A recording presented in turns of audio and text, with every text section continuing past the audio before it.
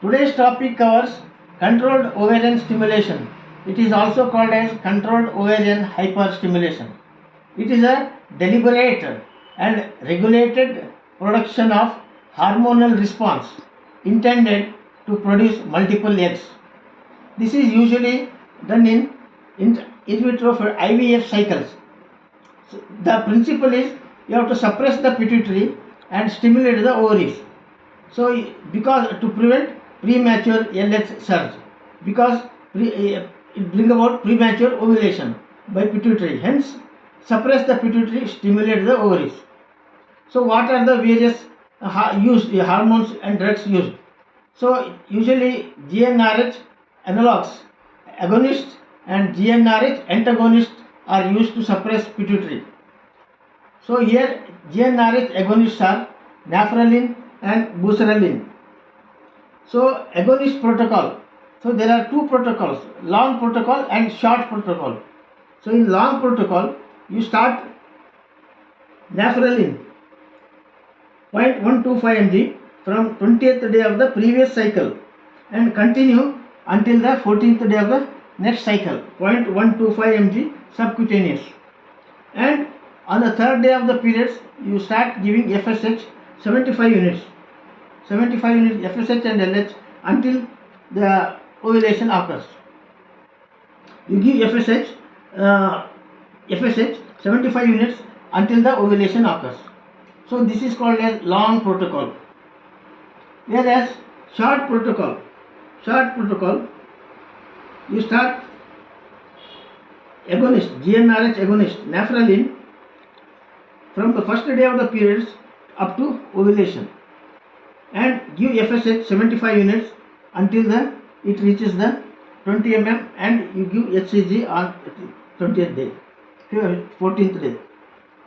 So then next, agonists and antagonists have differences.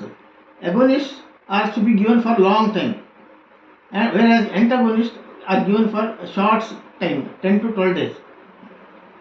Then reversal of effect is immediate with antagonist, whereas reversal with agonist is not immediate. So this is a preferred antagonist. And also antagonists and agonists have an initial flare-up effect.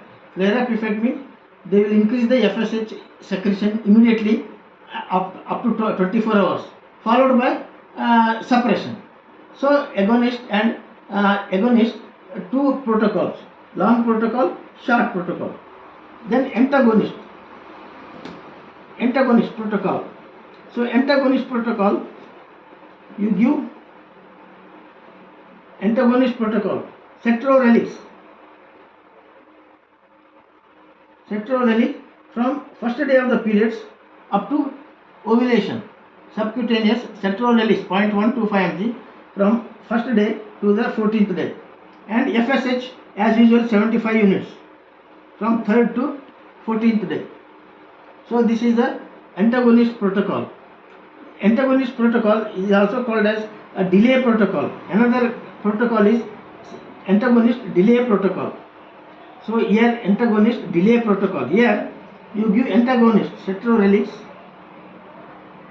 0.125 mg from 1st to 8 days.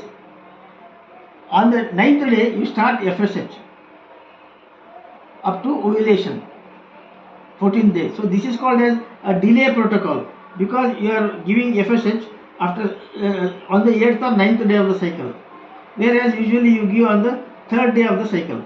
So antagonist cetrorelix antagonist protocol. So here you give cetrorelix up to 8th day of the month. Then on the 9th day you start FSH until it reaches ovum reaches 18 mm. There you give HCG. Now there is another protocol, a recent protocol called as agonist antagonist conversion with estrogen priming. So here you give agonist from 20th day to onset of periods, agonists, that is naphralin, buserelin up to period of onset of menses. From first day of the menses you give antagonists agonist antagonist conversion. Antagonist 0.125 mb cetrorelix until up to 10 to 15 days. And as usual, on the third day you give FSH, continue FSH for until ovulation, and in addition to it you give estradiol valerate, estradiol valerate 1 mg from first day to 10 days, because of this produces hypoestrogenic stage in the endometrium. For that it is given as estradiol valerate. So this is called as agonist antagonist conversion with estradiol priming. So this is a recent advance in controlled ovarian stimulation. Then you got progesterone primed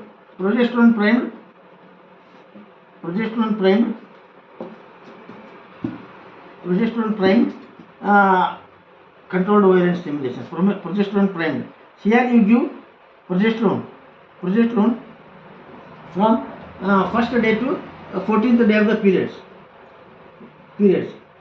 So here you give from first to fifth progesterone from first to until ovulation, and you give FSH as usual 75 minutes.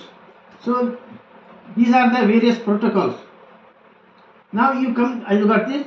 What is individualized controlled ovarian stimulation? Individualized controlled ovarian stimulation, I.C.O, it's called as. Here it is. Here you divide I.C.O, individualized controlled ovarian stimulation. Here you divide the patients into high responders and low responders.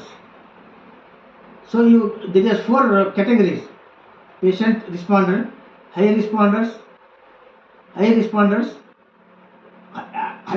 1, 2, low responders 1 and 2. Here high responder means the antral follicle count more than 14, then this AMH more than 7. These are called as high responders. So here you use FSH only 75 units. So 75 units FSH. They are less than 35 years. So here high responders 2, they are more 35 years and above. And other parameters are same as this one. Antral follicle count more than 14, AMH more than 7. Only thing, age less than 30, more than 35. So here you give 150 units. Then low responders 1. Here antral follicle count less than 10, AMH less than 7, and they are 35 years less. Whereas low responders 2, they are more than 35 years and AMH less than 7. So here you give 300 units of FSH. Here 450 units. So this is called as individualized controlled ovarian stimulation. Here you take into consideration criteria that is called as Poseidon criteria. So here this is Poseidon criteria: patient oriented stratification encompassing individualized oocyte number. Depending upon this, they are made it into high responders and low responders. So this is the controlled ovarian stimulation.